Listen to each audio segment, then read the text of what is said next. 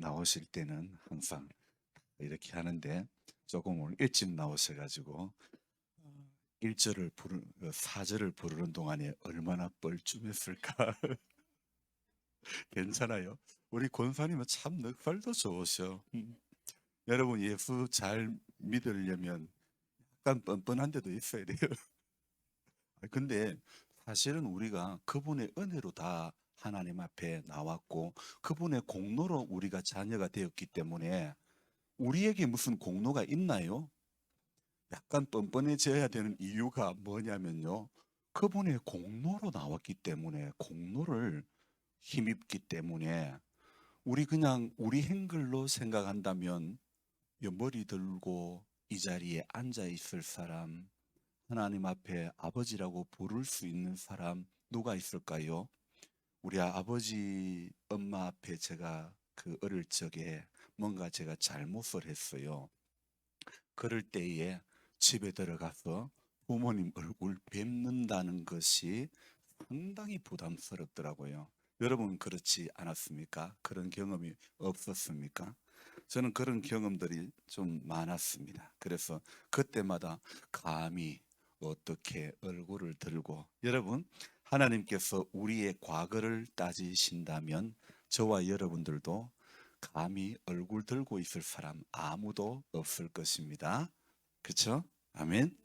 자, 광고 말씀드리겠습니다. 수요 예배 시간이 오후 7시로 변경되었습니다. 꼭 참조하시고 우리가 예배의 자리에는 할 수 있으면 더 예배의 자리에 나와야 되고 신앙에는 고문관이 되면 안 되는 것입니다. 연약한 성도님들 위해서 계속 기도해 주시기 바라고 새벽 기도와 주일 설교 영상은 유튜브에서도 볼 수 있습니다. 그래서 와, 유튜브에서 이리 꼭두시대 와, 목사님을 이리 검색하면 와. 됩니다. 저희 누나가 미국에서 이렇게 일하면서 항상 저의 설교를 듣는답니다. 그러면서 며칠 전에 제가 내비게이션 이야기하고 내비게이터를 이야기했는데 야 너는 발음이 그게 뭐냐 내비게이터가 뭐냐 한국에를 그래서 제가 피해가는 길이 있잖아요. 누나 한국에서는 내비게이터 이름은 못 알아듣는다. 그래서 내비게이터 이래야 된다. 그런 이야기를 했습니다. 여러분 그래서 그 누님이요. 미국에 있는 또 운동하다가 만난 다른 분에게 또 내 동생이 목사인데 한번 들어봐라 그랬다는 거예요. 여러분 미국에서도 그런답니다. 어쨌든 간에 저와 여러분들이 말씀을 늘 붙잡고 늘 말씀 가까이 하려는 그런 몸부림이 여러분 귀한 겁니다. 말씀 앞에 서는 것이 길 잃어 버리지 않게 되는 비결인 줄 믿습니다. 자, 장원윤 할머니, 네, 할머니요, 이제는 설교 시작입니다. 눈을 이제 한번 잘 뜨고요, 저를 똑똑히 보세요. 그만 이제 저와 같이 눈 맞춤을 잘 합시다. 왜냐하면 나중에 할머니가 저 말씀을 잘 듣고 이제 하나님 부르실 때 천국에 가야 되거든요. 그런데 너 만약에 제가 나중에 하나님 앞에 섰을 때 할머니를 못 만났다. 예, 왜 장홍련 할머니 안 보이냐고 그럴 때 네 그때 조불고 있을 때 눈 감고 있을 때 말 안 해서 그렇다 그러면 내가 하나님 앞에 책임은 내한테 있거든. 그래서 할머니 저하고 눈 잘 마주칩시다. 네, 설교 시간에 다 눈 뜨라는 게 아니야. 예배 시간에 전부 다 눈 뜨라는 건 아니에요. 뭐 할머니는 여기가 참 편안한가 봐요. 그래서 오시기만 하면 잘 눈을 감으시는데 이제는 눈을 팍 뜨시고 저를 보시면 돼요. 자, 감사합니다. 오늘 저와 여러분들이 이렇게 예배의 자리에 같이 예배를 드릴 수 있다는 거 이게 은혜인 줄 믿습니다. 저와 여러분들이 벌써 만난 인연도 참 오래됐습니다. 우리 처음 만났을 때만 해도 보자. 2007년도니까 그때 지금으로부터 14년, 15년 전입니까? 그러면 권사님 55, 저 나이 되기 전에 제가 권사님 만났네요. 보니까 참 세월 오래된 것 같습니다. 그런 이 오랜 세월 동안에도 여러분 한결같이 여러분 뵙던 분 거의 다 뵐 수 있다는 게 얼마나 감사한지 모릅니다. 그래서 여러분들 한 분 한 분이 인생의 연수가 많아지면 누구라도 이 땅을 떠나 저 하나님 품으로 가게 될 터인데, 그때까지 여러분들 우리 임기교회에서 믿음 생활 잘 하시다가 하나님 하라는 거 잘 하고 하나님 하지 말라는 거 안 하고 말씀 앞에 잘 서다가 기도하는 자리에 잘 서다가 하나님 앞에 서게 되시기를 주님의 이름으로 부탁드립니다. 여러분, 우리가 교회는요, 우리가 임기 교회에 저와 여러분들이 함께 이렇게 모이지 않습니까? 교회는 뭐 하는 곳입니까? 교회는 예배 드리는 곳, 그거는 장소를 말하는 것이죠. 교회는 뭘까요? 교회는 장소일까요? 교회는 건물일까요? 교회는 예수 믿는 사람들이 모인 곳을 교회라 그럴까요? 무엇일까요? 전자일까요? 후자일까요? 건물입니까? 사람입니까? 우리 대답이 없으시네. 우리 교회 오늘 성도님들이 너무 겸손하신 건지 아니면 모르시겠는지. 자, 제가 이 질문의 의도를 볼 때에 무엇이라고 추정됩니까, 권사님? 건물로 보입니까? 사람으로 보입니까? 크게 보이스 괜찮아요. 사람으로요. 그래서 교회는 사람이 귀한 겁니다. 아멘. 여러분, 교회는 영혼이 귀한 겁니다. 건물 예배당 아무리 잘 꾸며놓으면 뭐합니까? 안 그래요? 교회는 이 안에 있는 사람이 중요한 겁니다. 예배당 안에 있는 영혼이 귀한 겁니다. 맞지 않습니까? 맞으면 아멘도 해보셔야죠. 그죠? 여러분, 우리는 오늘 이 임기교회라는 이 우리 공동체 가운데서 여기 안에 들어와 가지고 죽을 생명이 살아나야 되는 겁니다. 넘어질 사람이 다시 일어나야 되는 곳이 바로 교회입니다. 아멘. 그래서 교회는요, 교회 앞에, 여러분, 우리가 예수 앞에 나오면요, 우리 죽을 몸이 살아나는 것을 경험해야 됩니다. 우리 안 될 사람이, 우리 망할 사람이 예수 앞에 나와서 잘 되고 흥하게 하시는 하나님의 은혜를 저와 여러분들이 누려야 될 줄 믿습니다. 욥기의 말씀을 지난 2주간 계속 읽고 묵상하고 글을 적었습니다. 정말이죠. 하나님의 은혜로 이 무식쟁이 목사가요, 글을 300번을 넘게 적었다니까요. 저는 글을 적을 수 있는 사람이 아닙니다. 제가 여러분들에게 말씀을 드렸는데, 제가 학교 다닐 때 제일 해가기 싫은 숙제가 뭔지 압니까?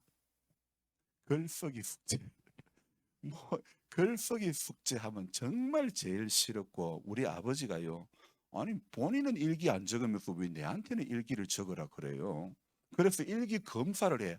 우리 선생님도 우리 선생님도 검사를 한 번씩 하기는 했는데, 아, 학교에서 검사를 하니까 우리 아버지가 너 일기 적었냐 안 적었냐 그러면서 검사를 했던 것 같아요. 근데 저는 사실 글 적는 것 자체가 너무 싫어가지고 일기를 이렇게 안 적다가 우리 아버지 검사할 때쯤 됐다 싶을 때는 한꺼번에 몰아가 적습니다. 그때 뭐 적습니까? 오늘 날씨 맑음 친구하고 재미있게 놀았다 끝. 그런 일기밖에 안 적었습니다. 오늘 기분이 나빴다, 오늘 배가 고팠다, 뭐 많이 먹었다, 배부르다 끝. 정말 그런 것밖에 못했던 것이에요. 그런데 이 부족한 사람이 하나님의 은혜로 300번을, 그것도 작년 5월 20일 20날 시작했던 이 첫 번째 글이 올해 5월 20날 300번째 글을 적었다는 것이 정말 하나님의 은혜라고 저는 생각되어집니다. 여러분, 뭐 이게 제가 똑똑하고 잘나고 대단해서가 아니라 새벽 2시에 깨워주신 하나님께서 제게 주신 감동이고 은혜고 하나님 붙들어 주신 것이기 때문에 저는 지난 이 1년 동안요, 너무너무 감사했던 것입니다. 욥기 성경으로 구약이 끝나고, 그리고 지난 한 주간은 욥기를 계속해서 보는 가운데요, 하나님이 또 욥을 통해서 은혜를 주시는 게 거예요. 욥기의 말씀을 통해서 새로운 은혜를 또 주시는 거예요. 어제 날짜에 보니까 이런 내용이 있었습니다. 주변 마을은요, 욥이 태어났던 동네는 우스라고 하는 땅인데, 우스 땅은요 어느 동네에 가까이 있느냐, 에돔이라고 하는 동네에 가까운 그런 마을이 우스입니다. 그런데요, 이 우스가요 있는 이 동네, 사실 성경에 우스 땅은 예레미야 애가 4장 21절에 한번 나오고 그 다음에 이 욥기에 또 나오기 때문에 욥기 1장 1절에 나오기 때문에 지명은 그다지 알려지지 않는 지명입니다. 하지만은 이 알려지지 않은 이 땅에 하나님은요 믿음의 한 사람을 예비해 주신 거예요. 이름이 뭐라고요? 욥이라는 사람을 하나님은 예비하셔 가지고 하나님이 이 욥을 참 자랑하고 싶었던 모양입니다. 왜요? 야, 저런 사람 없다. 그래서 욥기 1장 1절에 보면요. 우리 욥기 1장 1절로 돌아가 보면 이런 말씀이 있습니다. 제가 읽어 드릴게요. 욥기 1장 1절에 보면요. 1장 1절과 1장 8절은 똑같은 말씀인데 8절은 다른 부분이 뭐냐면 8절 끝에는요 세상에 없다. 그래서 제가 어제 설교 제목을 세상에 없느니라 이런 제목으로 설교를 했는데요. 욥기 1장 1절과 1장 8절 말씀 가운데 자 어떤 말씀이 있냐면요. 이 하나님께서 욥을 이렇게 평을 하고 있습니다. 그 사람은 온전하고 정직하여 하나님을 경외하며 악에서 떠난 자들아. 그리고 8절에는 뭐라고요? 그와 같이 온전하고 정직하여 하나님을 경외하며 악에서 떠난 자는 어디에 없다고? 세상에 없다. 여러분, 세상에 그런 사람 없다. 이런 믿음의 사람 되시기를 여러분 축원합니다. 여러분, 환경이 동네는 좀 우스운 동네 사는 것 같아요. 이름이 우습다.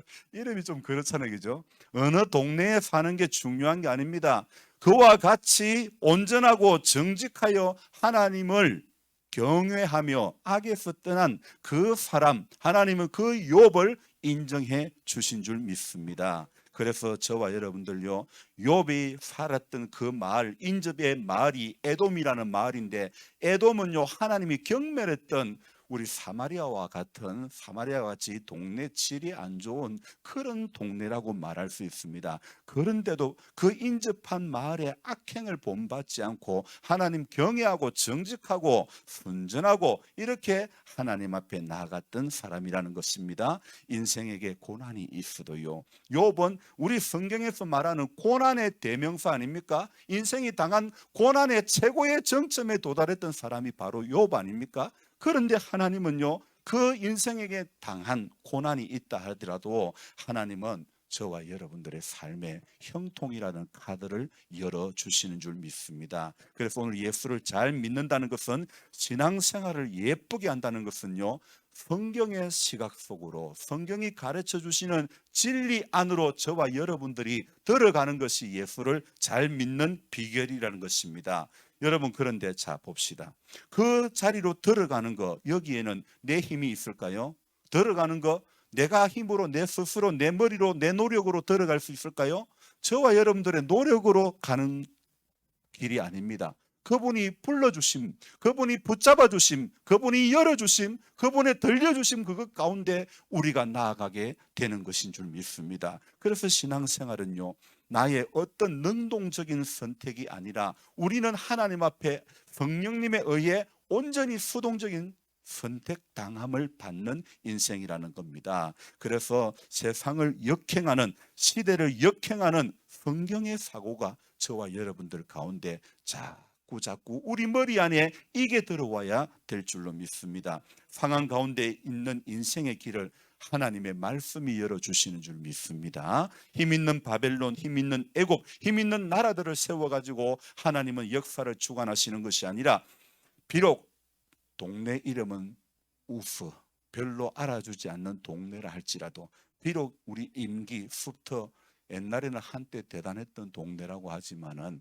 별 이제는 보잘것없는 동네 아닙니까? 그러나 비록 여기에 살아도 여기에서 우리가 온전하고 정직하고 하나님 경외하면 하나님이 우리 인생의 남은 시간들을 열어주실 줄 믿습니다. 어느 동네, 어느 집에 사는 것 여러분 결코 아무런 문제가 아니라는 것 알아야 됩니다. 제가 지난주도 말씀을 드렸지만은 제가 새벽마다 강단에서 서서 기도할 때, 하나님, 저 여기 촌에 있어도 하나님 세계를 품고 설교하고 시대를 분별할 수 있는 설교자가 되게 해달라고 기도하고 하나님 앞에 소망을 품고 눈물을 흘리며 기도하는 거예요. 하나님 나의 지경을 넓혀주시기를 원합니다. 하나님 나의 지경을 넓혀달라고 기도할 때에 하나님께서 어느 날 방송국 스튜디오에 저를 앉혀주시는 거예요.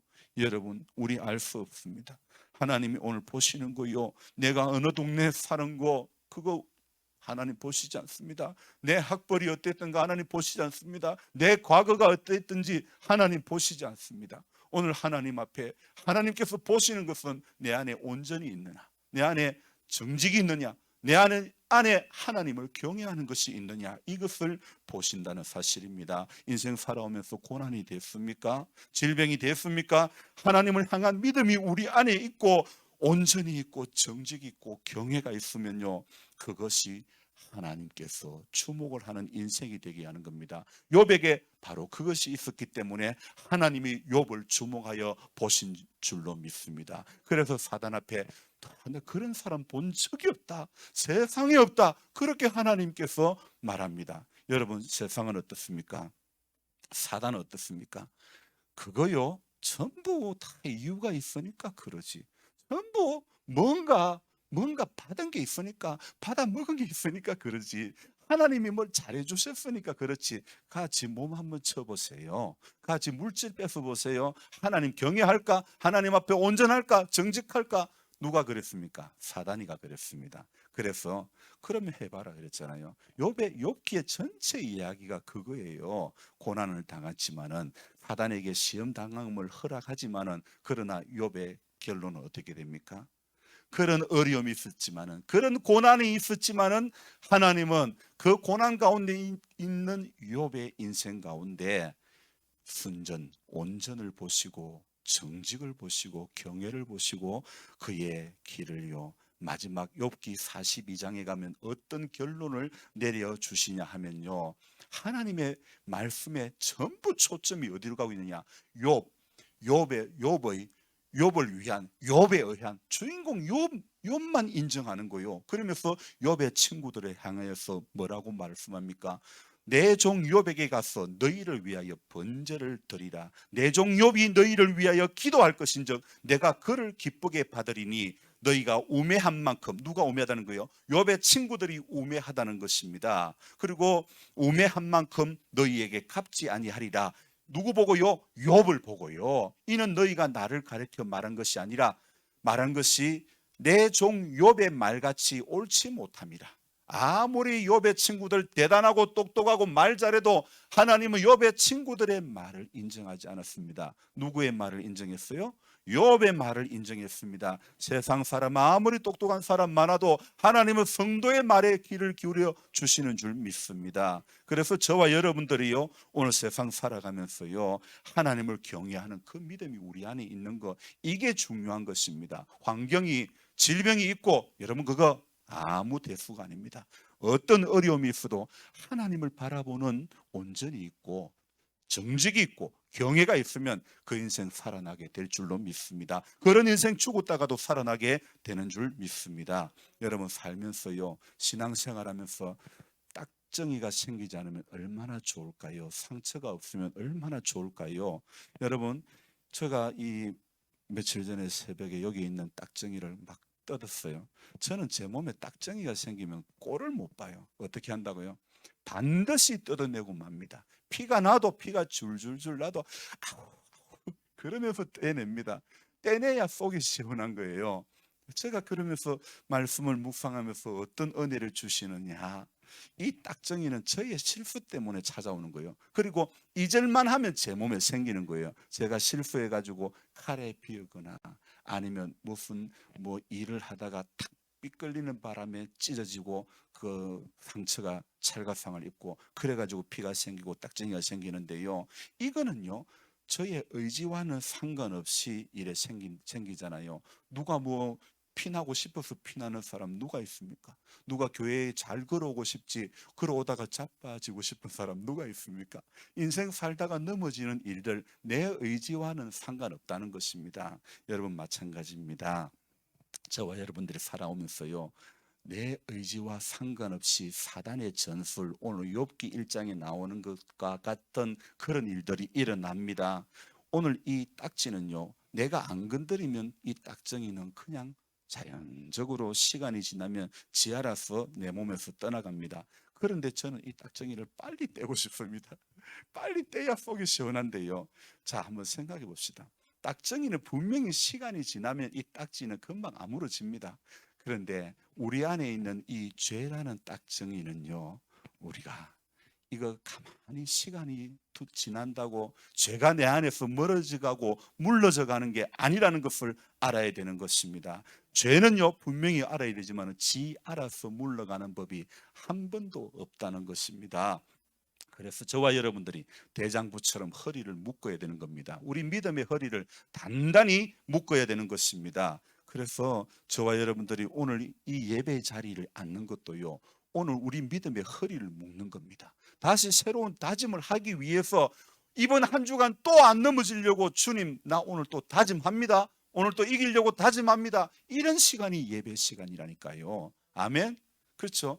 말씀을 들으면서 하나님의 성령께서 내 안에 감동을 주시면 그냥 아멘, 아멘 해야 되는 거예요. 그래야 하나님께서 우리의 마음을 또 만져주시고 더 용기를 주시고 더 새 힘을 주시는 줄 믿습니다. 죄를 버젓이 두고 신앙생활 예쁘게 뭘 쳐다봅니까, 그러니? 저만 쳐다보시고 예수만 쳐다보시기 바랍니다. 제일 앞에서 막 제일 뒤를 쳐다보시고 그러지 마시고 여러분 오직 예수만 쳐다보시기를 바랍니다. 죄를 버젓이 두고 신앙생활 예쁘게 절대 할 수 없습니다. 진실로 죄를 멀리하는 허리를 묶는 그 결단이 우리 안에 있어야 되는 것입니다. 하나님이 그럴 때 우리가 믿음으로 허리를 묶을 때에 하나님은 그 인생이 나아가야 할 방향들, 인생의 패턴들을 열어주시는 줄 믿습니다. 온전히 지배하시고 주장하시고 임마누엘 해주신다는 겁니다. 여러분, 하나님이 나를 지배하는 거 좋습니까, 싫습니까? 그럼 내가 하나님 안에서 무시당하는 것이 좋습니까, 싫습니까? 좀 똑똑하게 해보세요. 무시당하는 거 하고 싶어요, 안 하고 싶어요? 예? 아니, 하나님 앞에서 내가 무시당해야 됩니까, 안 당해야 됩니까? 어머, 이상하다.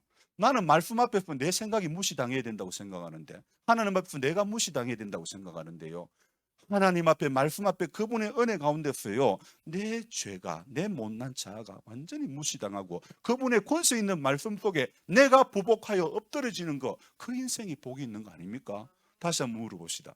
하나님 앞에 나오면 나는 무시당해야 됩니까, 무시 안 당해야 됩니까?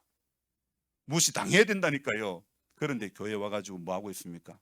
내 무시당하는 꼴을 못 보는 거예요. 나 무시당해야 되는 거예요. 나는 무시당해도 내 삶을 통해서 예수가 드러나는 거. 여러분, 나는 없어져도 예수가 나타나는 거, 그것이 우리의 인생이 되어져야 되는 줄 믿습니다. 그래서 끊임없이 자신을 신앙 안에서 업그레이드 해야 되는 것입니다. 지난 한 주간에는 어떤 일들이 있었냐면요, 저의 컴퓨터, 노트북과 데스크탑과 또 제가 쓰는 이 휴대폰까지 세 개가 한 날 동시에 업그레이드가 되는 거예요. 저는 분명히 업그레이드를 누르지 않았습니다. 그리고 노트북도 업그레이드 지가 알아서 하고 있고 데스크탑도 지가 알아서 업그레이드 하고 있는 거예요. 그리고 그를 다 적고는 이제 사택에 가서 옷을 갈아입으려고 하다가 전화기 화면을 보니까 전화기도 안드로이드 그 전화기니까 거기 보면 안드로이드는 로봇 모양이 있습니다. 그게 막 지가 돌아가는 거예요. 나 지금 업그레이드 중이니까 너가 시키는 거 아무것도 못해 그러는 거예요. 세상에, 제가 그러면서 뭘 깨닫느냐,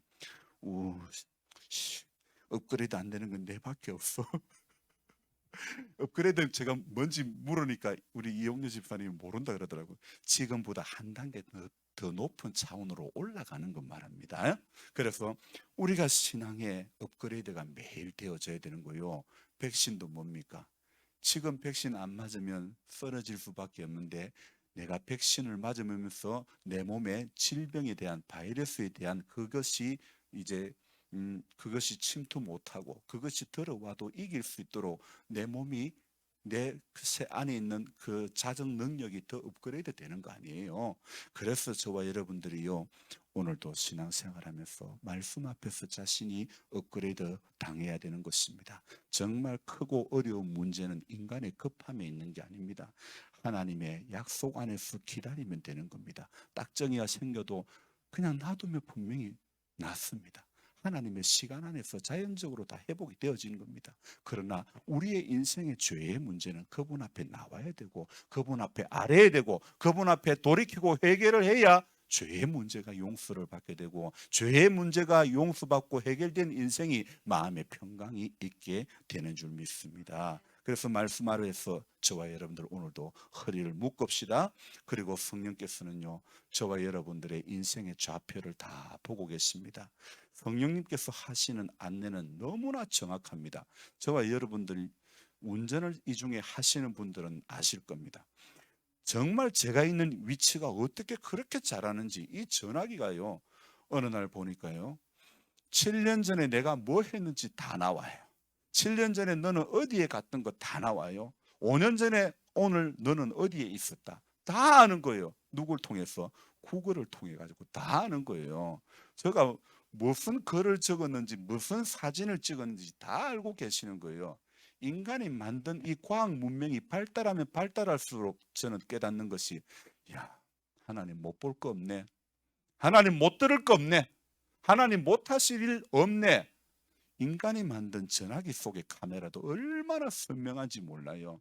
하나님 두 눈으로, 불꽃 같은 두 눈으로 한번 찍으면요, 여러분, 우리 전부 인생의 그 모든 것이 하나님의 기억 속에는 낱낱이 전부 다 드러나게 되는 것입니다. 너무나 정확한 겁니다. 그래서 하나님의 은총이 필요합니다.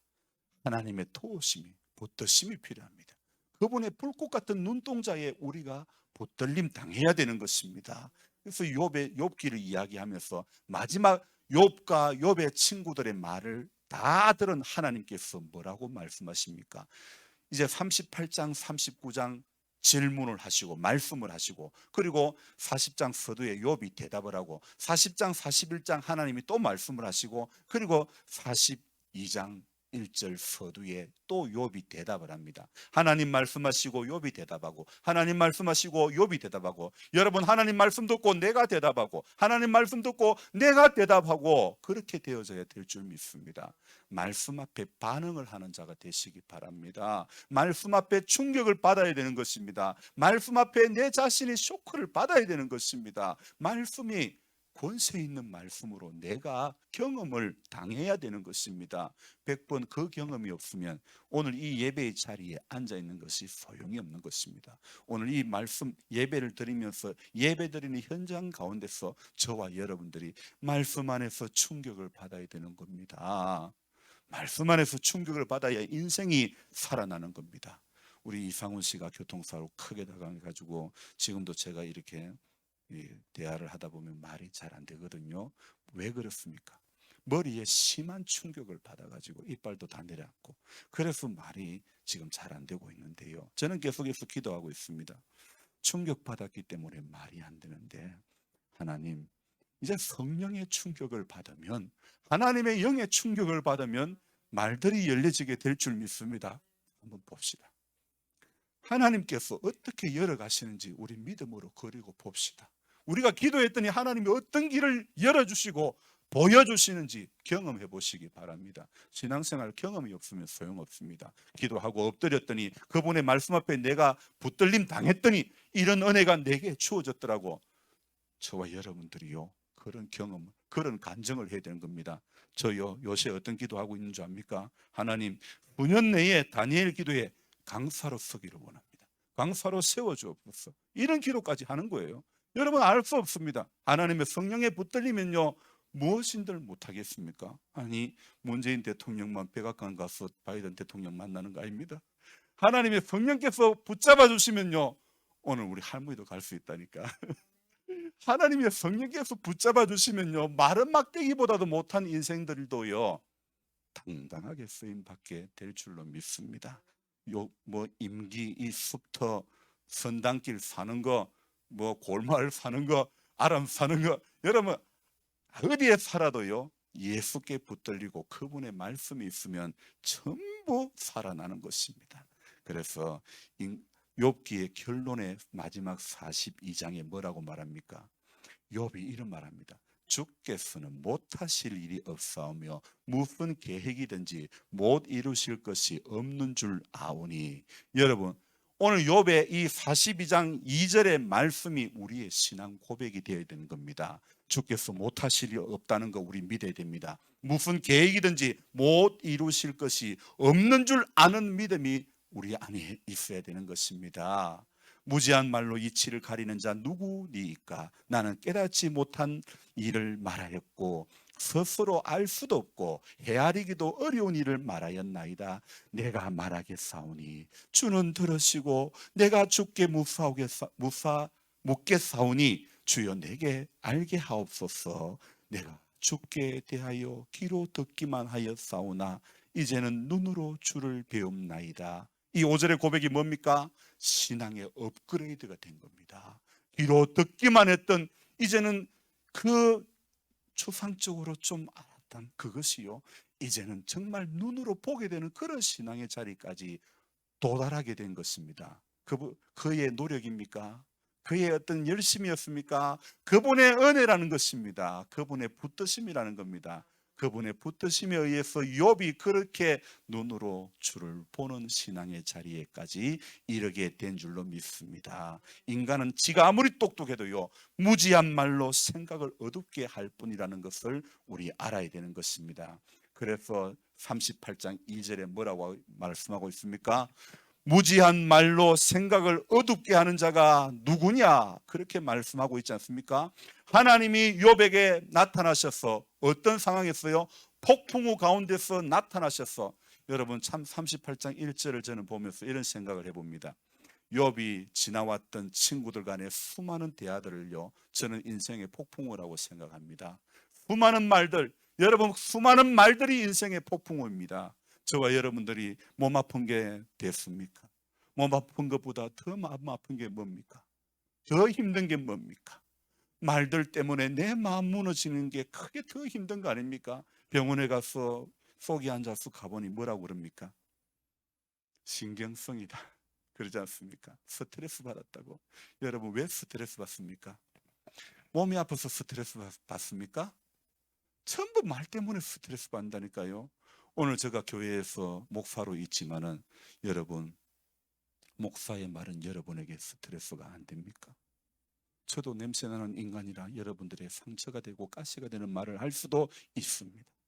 그래서 저의 말에 흔들리지 마시고, 제가 혹 서운한 말을 했다 하더라도 내가 기도하지 않은 죄다 이 생각이 되는 거예요. 내가 하나님 앞에 엎드리지 못한 죄다 이 생각을 해야 되는 거예요.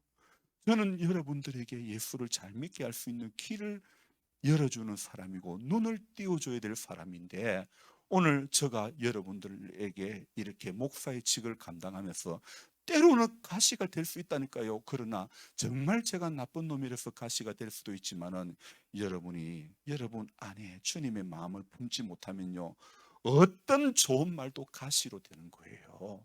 주님의 마음을 품어야, 주님이 여러분의 마음을 만져주셔야 우리 안에 삐딱이가 주는 생각에서 벗어나는 은혜가 있게 될 줄로 믿습니다. 은혜가 떠나고 나면요 어떤 말을 들어도 전부 삐딱하게 본다니까요. 은혜가 있어야, 은혜가 나를 붙잡아 주셔야 우리는요, 죄송합니다만 개떡 같은 말 들어도 찰떡같이 알아듣게 된다니까요. 콩을 파치라 그래도 믿어진다니까요. 여러분 그런 은혜가 있어야 되지 않겠습니까?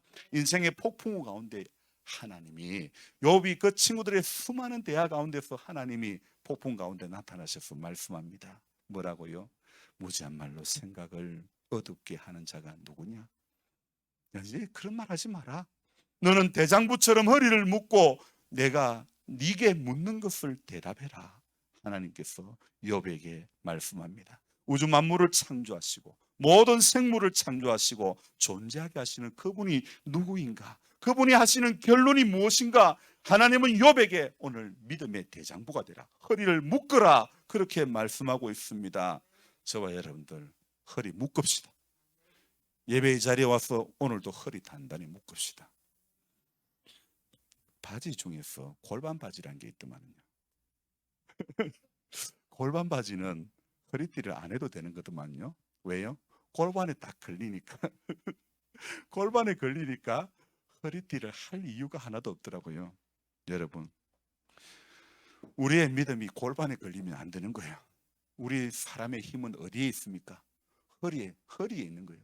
우리 믿음의 허리가 단단해져야 되는 거예요. 든든해져야 되는 거예요. 아멘. 그래서 여러분들이 그냥 걸려가 있는 것으로 만족하면 되는 게 아닙니다. 예쁘게 단단히 붙잡힌 바 된 바울이 뭐라고 했습니까? 나는 표대를 향하여 뒤의 것은 생각하지 않고 앞의 것을 붙잡기 위해서 표대를 향해서 나의 달려갈 길과 주 예수께 받은 사명, 곧 그 은혜의 복음을 증거하려 하면은 나의 생명을 조금도 귀한 것으로 여기지 않겠다 말씀하고 있지 않습니까? 대장보와 같은 환경을 초월한 믿음을 저와 여러분들 가져야 될 줄로 믿습니다. 제가 설교를 계획했던 걸로 하면 사실 오후 예배도 없고 그러면 마음 같아서는 30분 더 설교를 했으면 정말 좋겠는데 제가 여러분의 그 시험을 들지 않게 하기 위해서 정리를 하겠습니다. 어쨌든요, 어느 목사님이 그랬답니다. 일정 시간 지나면 더 이상 안 듣는다고. 혹시 제가 할 말이 아무리 많아도 여러분 일정 시간이 지나서 여러분 많은 말씀을 다 들었다고 해서 내가 다 순종할 수 있는 건 아닙니다. 한 절의 말씀 속에서도 하나님의 성령이 나를 붙잡아 주시면 그 말씀 속에서 내가 아주 심한 충격을 받게 될 줄로 믿습니다. 여러분, 하나님 때로는 거두어 가시는 것도 사인이라는 거 알아야 됩니다. 보여주시는 것만, 깨닫게 해주시는 것만, 하나님이 내게 주신 것만 사인 아닙니다. 내게서 거두어 가시는 것도, 요나에게서 박능굴을 예비하셨다가 그 박능굴을 거두어 가시는 것도 하나님의 사인으로 알아야 되는 겁니다. 물질을 거두어 가시는 것도 사인으로 알아야 되고, 건강을 거두어 가시는 것도 사인으로 알아야 되는 겁니다. 여러분, 명예가 떨어져도 하나님의 사인으로 알아야 되고, 모든 일에 하나님의 사인으로 알아야 되는 겁니다. 폭풍우 가운데 말씀하시는 하나님, 그러나 저와 여러분들이 아무리 하나님이 사인을 보이시고 아무리 말씀을 하셔도 인생의 맑은 날에는 그게 안 보이고 안 들린다는 거예요. 여러분, 폭풍우가 있어도 하나님의 말씀이 들리는 것이 복입니다. 질고가 있어도 말씀이 들려지는 것이 복인 줄 믿습니다. 몸이 괴로워도 말씀 앞에 서는 것이 축복인 줄 믿습니다. 가난이 내게 떠나가지 않고 있다 할지라도 예수께 붙들린 그것이 내 인생의 복이라는 것을 여러분 기억하시기 바랍니다. 오늘도 저와 여러분들이 말들 때문에 수많은 상처를 주기도 하고 받기도 하지만은, 그러나 그것을 넘어서는 믿음을 저와 여러분들이 가져야 되는 것인 줄 믿습니다. 무지한 말, 무지한 생각, 어두운 상태로 자신을 버려두지 마시기 바랍니다. 이 폭풍우 가운데서도 말씀하시는 성령의 세미한 음성이 들려지는 그런 복이 우리 모두에게 있기를 주님의 이름으로 축원합니다. 기도하겠습니다. 고마우신 하나님, 우리를 오늘 이 예배의 자리로 불러주심을 감사를 드립니다. 사랑의 주님, 인생의 폭풍우는 대통령이라고 없는 게 아닙니다. 전직 대통령의 자리까지 있었던 사람, 수년 전 오늘의 그는 부엉이 바위에서 뛰어내릴 수밖에 없는 수많은 말들의 아픔, 말들을 들음으로 인한 밀려오는 그 환경 때문에 대통령의 자리에 섰던 사람이지만은 뛰어내릴 수밖에 없었던 아픔이 있었습니다. 오늘 우리에게는 그런 아픔이 없습니까? 오늘 우리 믿음 생활한다면서 하나님 앞에 수많은 어려움, 지금도 사람 앞에 말하기는 부끄럽고, 그러나 내가 안고 가기에는 너무나 답답하고, 그래서 이거 누구에게 속 시원하게 말이라도 한번 할 수 있으면 좋겠는데, 그런 고민, 그런 아픔, 그런 눈물은 없습니까? 오늘 우리의 모든 인생의 무거운 짐은 예수께서 분명히 말씀하셨습니다. 내 짐은 쉽고 가볍다고 말씀하셨습니다. 내게로 오라고 주님 말씀하셨습니다. 인생에 짐을 진 우리 모두가 오늘도 예수 앞에 나오기를 원합니다. 언제나 예수 앞에 붙들리기를 원합니다. 주님, 우리의 남은 인생의 길을 지도해 주옵소서. 귀하신 예수님의 이름으로 감사하며 기도드리옵나이다. 와, 이리 와, 이리 와, 야, 이리 와,